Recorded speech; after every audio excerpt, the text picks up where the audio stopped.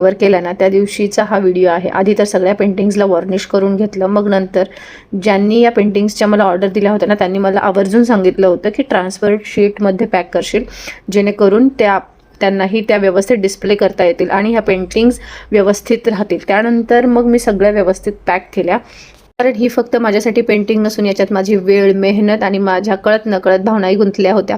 Packing झाल्यानंतर माझ्या लक्षात आलं की मी सुरुवातीच्या 2 पेंटिंग्सचे फोटोज घेतले नाहीत. कदाचित त्यावेळी फोटोजपेक्षा भावना मला जास्त महत्त्वाच्या वाटल्या. म्हणूनच जे काही काम कंप्लीट करताना मी शूट केलं आहे ते आता मी तुम्हाला दाखवते. सगळाच प्रवास हा खूप भावनिक होता, कारण जेव्हा जेव्हा मी हे पेंटिंग डिलिव्हर करायला गेले ना तेव्हा त्यांना माझे पेंटिंग्स खूप आवडले आणि त्यांनी मला खूप छान गिफ्ट दिलं. मी ते नेक्स्ट व्हिडिओमध्ये नक्की तुम्हाला दाखवेन की काय आहे.